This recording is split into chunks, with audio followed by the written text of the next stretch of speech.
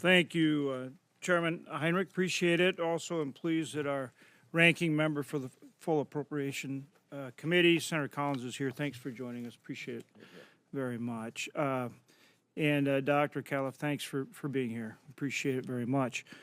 Last year, when you returned to reprise your role as commissioner, we were at the beginning stages of the infant formula crisis. During both the budget hearing and subsequent food safety hearing, we had frank discussions on the need for sustained leadership in the agency. And I expressed to you at that time, that we'd had 7 commissioners in the past decade and that we need some stability in the FDA. Pleased that you're back, and I know you're working hard to try to provide that stability. I think it's important, and I appreciate your efforts. Obviously, FDA plays a critical role in the safety and prosperity of our nation. Your agency actually has some aspect of authority over approximately 20 cents of every dollar spent in America. You knew that, right? Pretty remarkable. And Americans expect the food that they eat and the drugs they take will be safe and effective. So your reach is vast. You have authority over more than 160,000 foreign establishments and 135,000 domestic establishments, ranging from food processing plants to facilities that manufacture life-saving medications. In addition, FDA is tasked with the regulatory responsibility, not only for the facilities, but the individual products.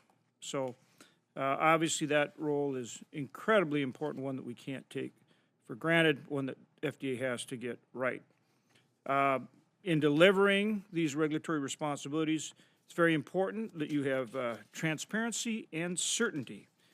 And particularly when we look at small businesses as well as ag producers, like we have in my state of North Dakota, their overwhelming concern is that the federal government, in terms of that regulatory burden, is reasonable, that common sense is applied, transparent, and predictable. And so all of these things are vitally important to encourage the type of innovation and so forth that we need to continue to advance our economy and do it safely and well.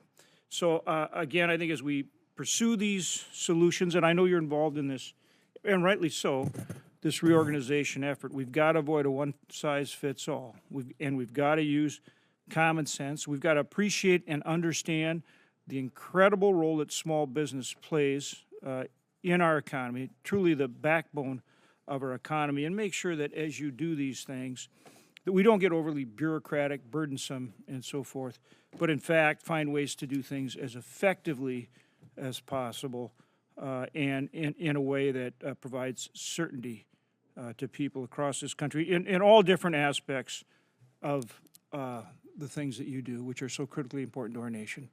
Thank you for being here today with us. I appreciate it. Dr. Califf.